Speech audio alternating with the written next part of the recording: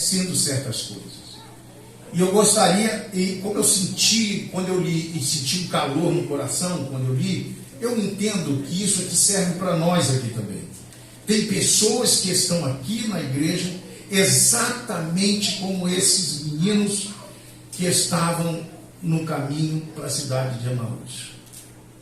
Eu vou ler o texto todo, mas eu vou pegar por base um versículo só.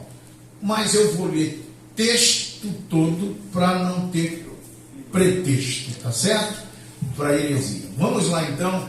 O versículo principal meu, ele está no versículo 16. É o versículo 16. Abra, por favor, no versículo 13. Capítulo 24, versículo 13, Gui. Vamos acompanhar daí. E eis que no mesmo dia iam dois deles para uma aldeia que distava de Jerusalém, 60 estágios, cujo nome era Emaús. E iam falando entre si. Eles iam falando entre eles. Eles estavam conversando aquilo que havia sucedido. E aconteceu que, indo eles falando entre si e fazendo perguntas um ao outro, o mesmo Jesus se aproximou e ia com eles. Agora, leia comigo esse versículo, porque vai ser o versículo base do que eu vou transmitir para os irmãos. Vamos ler junto no 3. 3.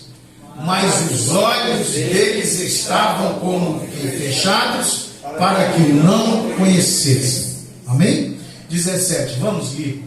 E ele lhes disse: que palavras são essas que, caminhando, trocais entre vós, e por que estáis tristes? Parece que Jesus não sabia, né? E respondendo um cujo nome era Cleopas, disse-lhes: és tu só peregrino em Jerusalém e não sabes as coisas que nela têm sucedido nesses dias? E ele lhes perguntou: quais? E eles lhe disseram: as que dizem respeito a Jesus Nazareno, que foi homem profeta, poderoso em obras e palavras diante de Deus e de todo o povo. E como os principais dos sacerdotes e os nossos principais lhe entregaram a condenação de morte e o crucificaram. E nós esperávamos que fosse ele o que remisse Israel. Olha só a esperança. Esperança é aquilo que a gente acha que tem que ser feito desse jeito. Muitas das vezes a gente quer que as coisas sejam resolvidas do jeito que a gente quer. Então a gente adquire esperanças em cima de vidas de pessoas, quando na verdade quem está no controle é Deus. Ele usa quem ele quer, quando ele quer, faz o que ele quer, a hora que ele quer e como ele quer. E nós esperávamos que fosse ele o que remisse Israel. Mas agora, sobre tudo isso, é já hoje o terceiro dia desde que essas coisas aconteceram. Vamos ver. É verdade que também algumas mulheres dentre nós nos maravilharam, as quais de madrugada foram ao sepulcro, isso contando para Jesus, e não achando o seu corpo, voltaram dizendo que também tinham visto uma visão de anjos, que dizem que ele vive. E alguns dos que estavam conosco foram ao sepulcro e acharam ser assim como as mulheres haviam dito, porém a ele não ouviram.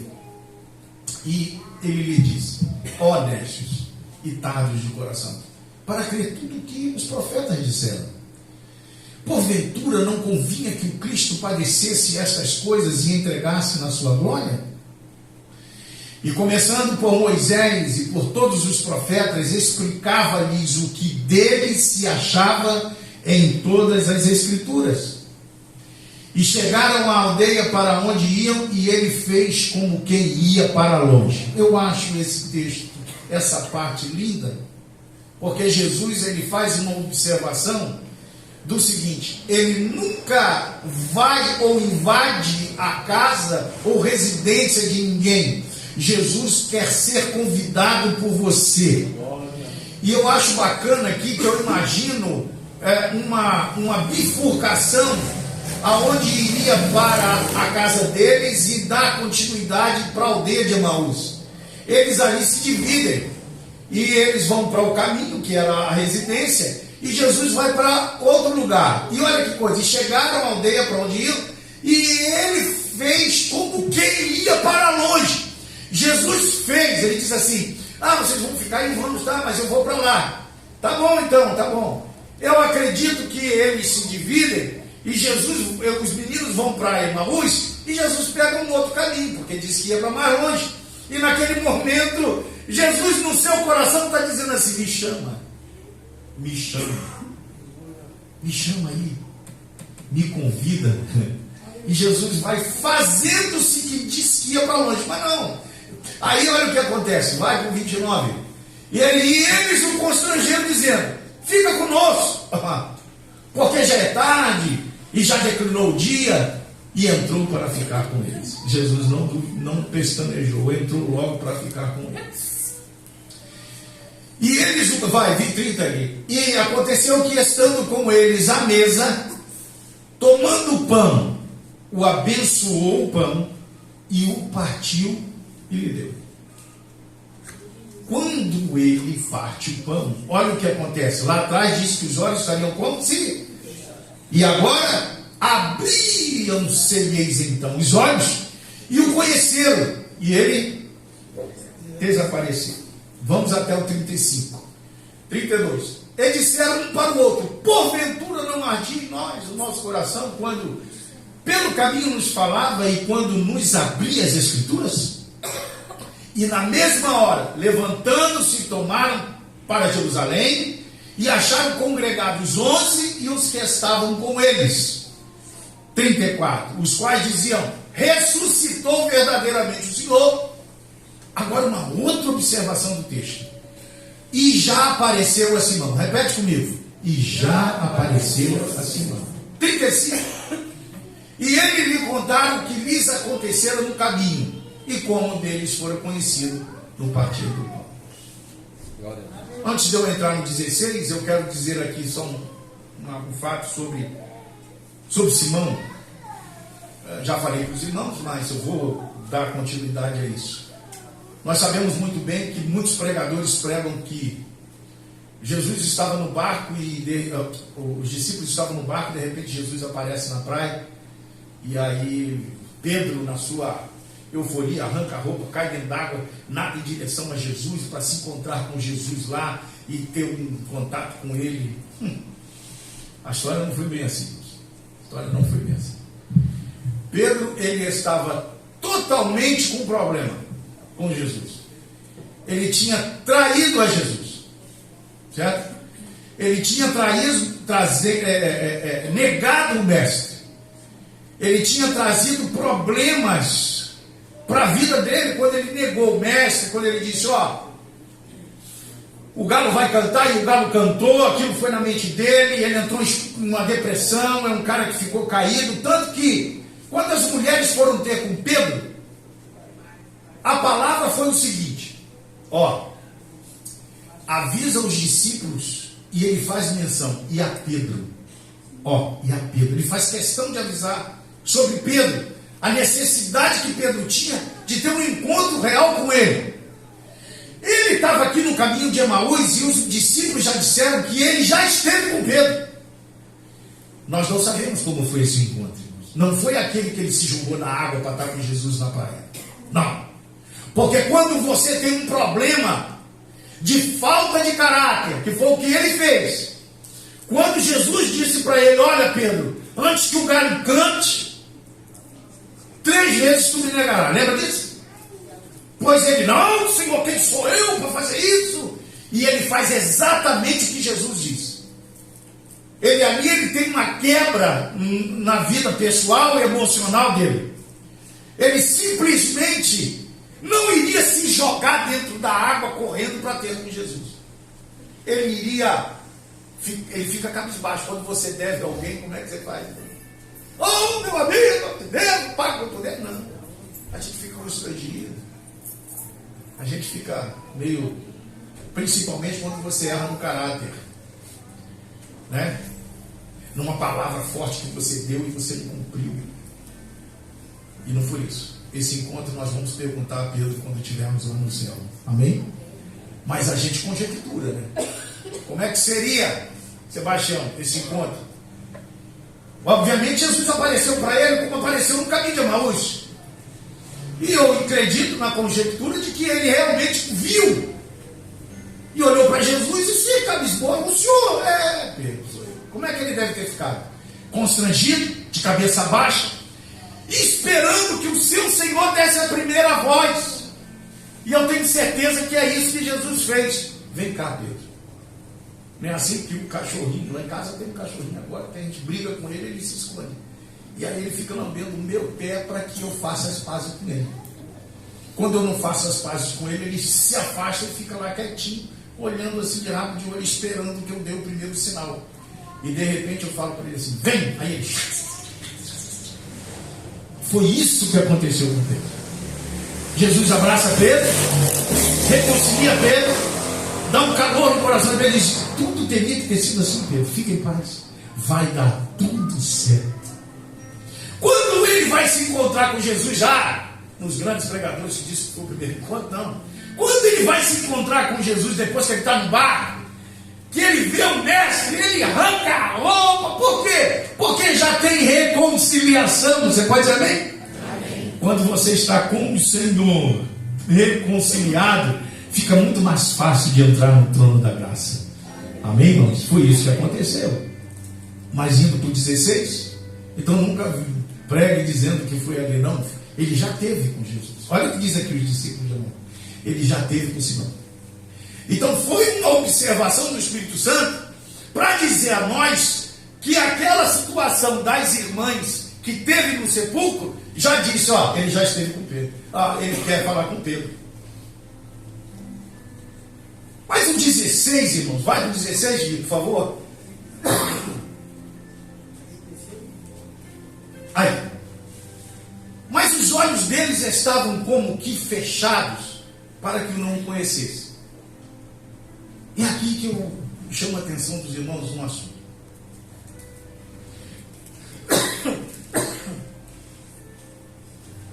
Eles estavam tristes, abatidos, eles estavam desanimados, eles estavam frustrados. Quando nós estamos assim, muitas das vezes a gente não consegue entender o que Deus está fazendo.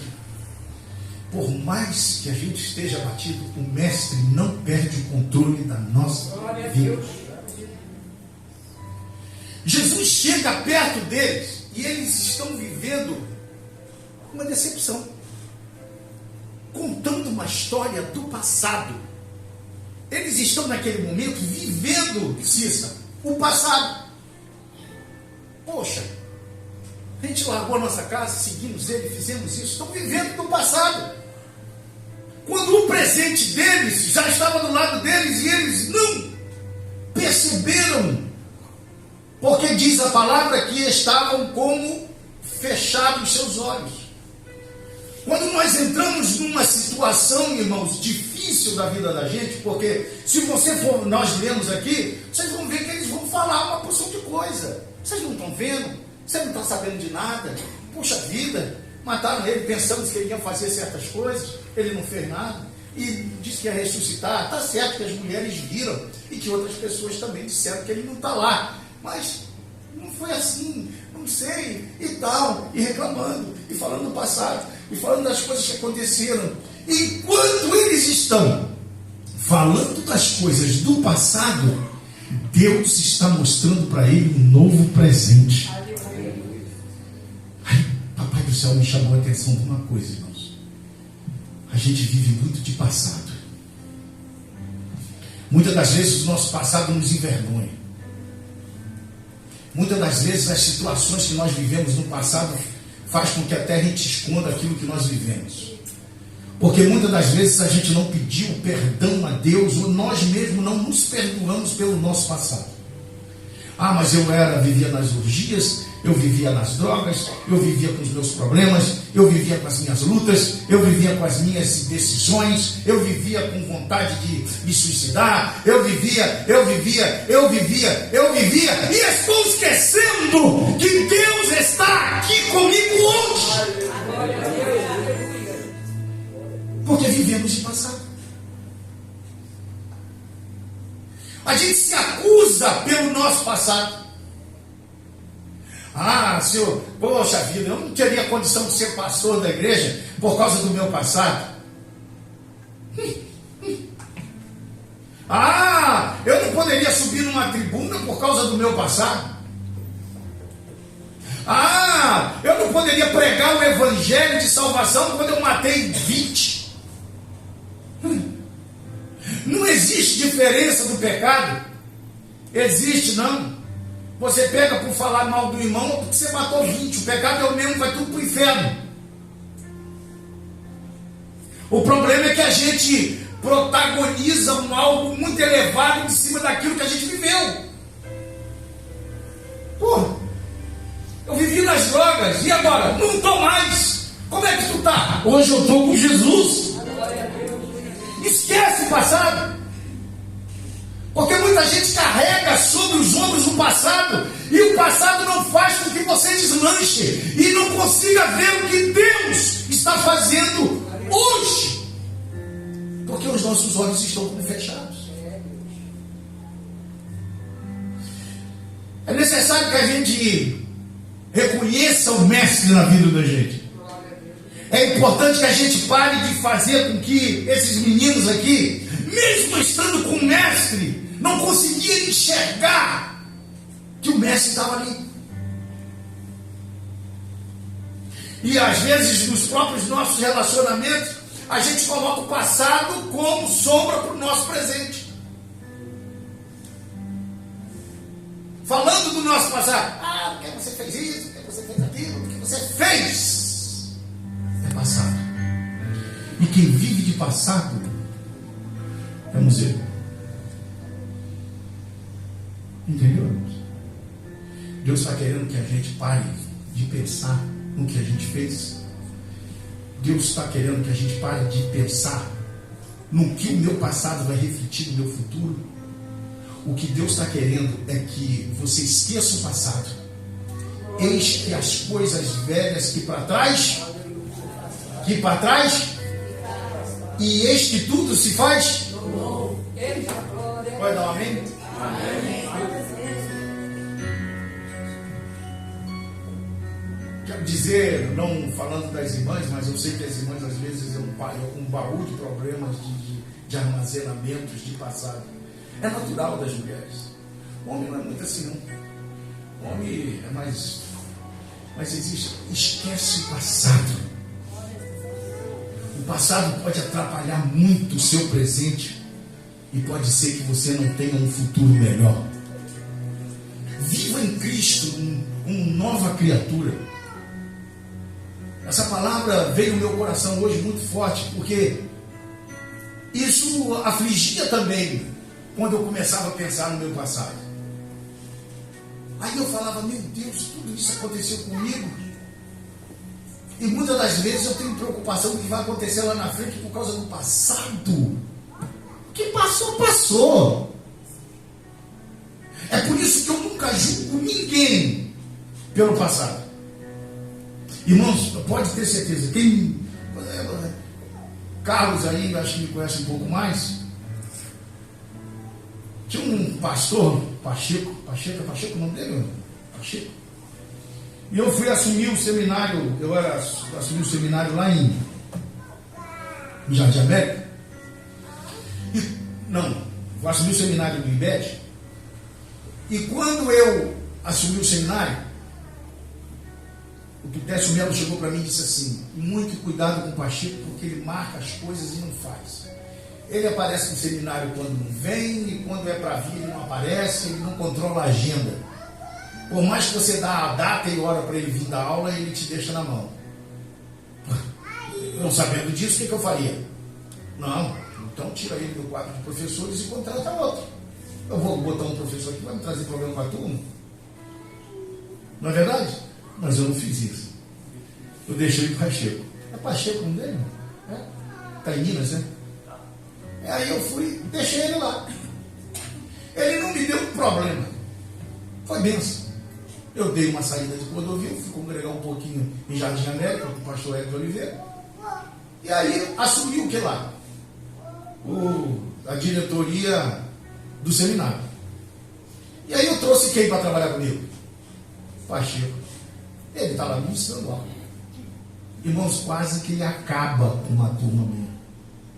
Quase que ele acaba. Se eu não intervenho, eu ia ter um problema grave. Então eu tive uma experiência, sim ou não? Sim. Eu posso dizer quem ele é, sim ou não? Posso. Por quê? Eu vivi uma experiência com ele. É que nem o que ele passou aqui, o filho da serva. Eu tenho uma experiência com ele. Eu posso dizer quem ele é? Posso. Então, eu vou dizer para você aí, agora respondendo algumas perguntas, é muito mais fácil nós falarmos com experiência do que ouvir dizer. Ah, pastor, mais um de conselho. Sim, eu recebi um conselho. E ele tinha me mostrado uma eficiência. Só que lá na frente ele me deu um problema. Então, o que é importante a gente entender?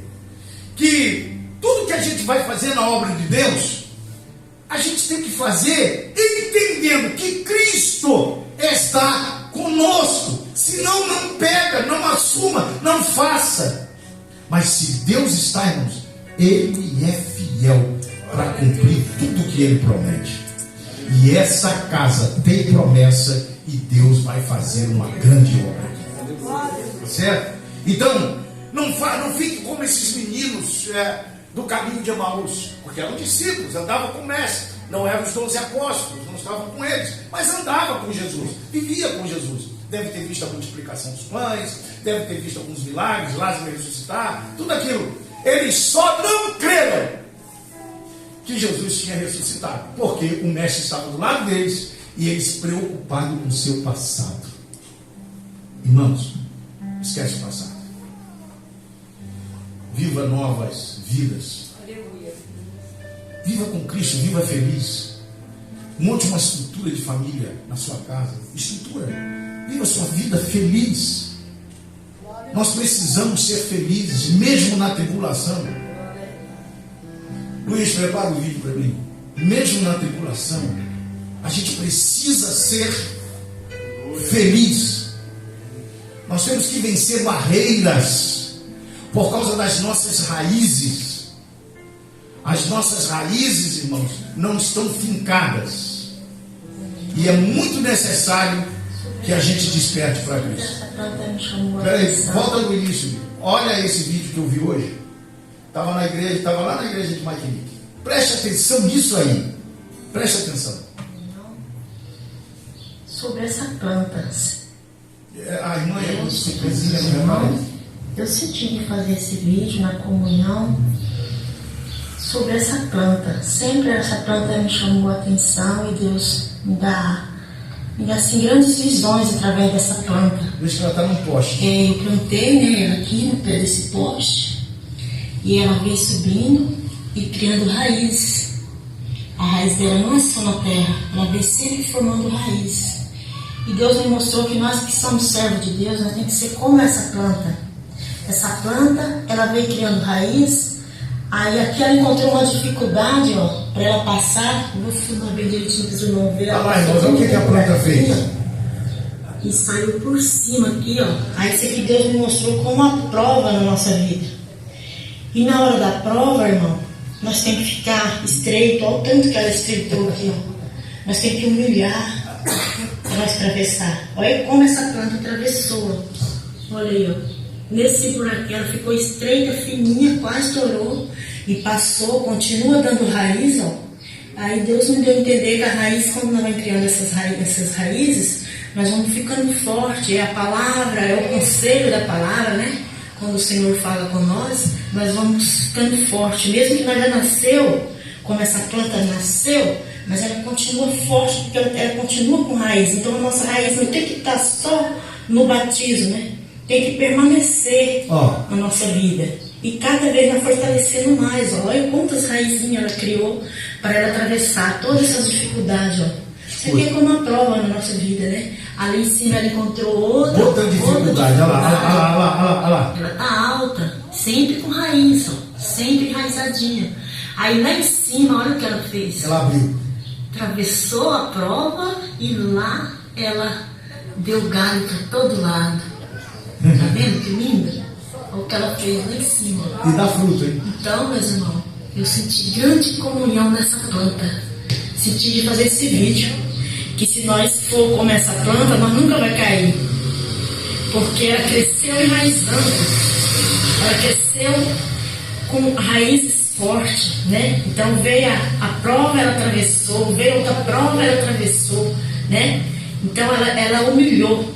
E assim nós temos que ser. Se nós humilhar, irmão, estou sentindo a comunhão do céu aqui para fazer esse vídeo. Se nós humilhar, irmão, se nós for humilde, não vai ter prova que vai segurar nós, entendeu? Nada vai nos fracassar, nós subir, ó. Olha o quanto ela subiu, olha que lindo. E lá ela vai dar frutos, irmão, que essa planta ela dá frutos. E acaba. Você pode dizer amém comigo? Amém. Você vê aí, irmãos, um exemplo da natureza nos dando uma lição de como a gente deve ser. Primeiro, crie raiz. Segundo, seja visionário. A minha visão é crescer. Não é ficar embaixo. Não seja pequeno. A minha visão é crescer. E quando você começa a crescer, vai ter uma dificuldade. E agora, o que a planta vai fazer? Ela pensa? Não.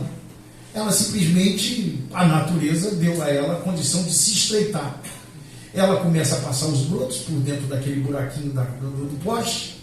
E ali ela se estreitou e depois ela abriu de novo. E continua subindo. Só que lá na frente tem outra dificuldade. Ela fala, caramba, tudo é difícil para mim. É assim que você fala, Cícero? Tudo é difícil para mim, gente. Não, Cícero. Tudo é difícil para nós. Tudo é difícil para nós. Tudo é difícil para a planta. Tudo é difícil para a formiga, que carrega 20 vezes o peso dela. Tudo é difícil para todo mundo. Mas com Cristo no barco a gente frutifica. Você pode dizer amém?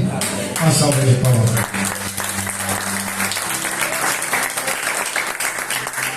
Esqueça o passado. Vamos avançar. Porque a vitória é nossa pelo sangue de Jesus.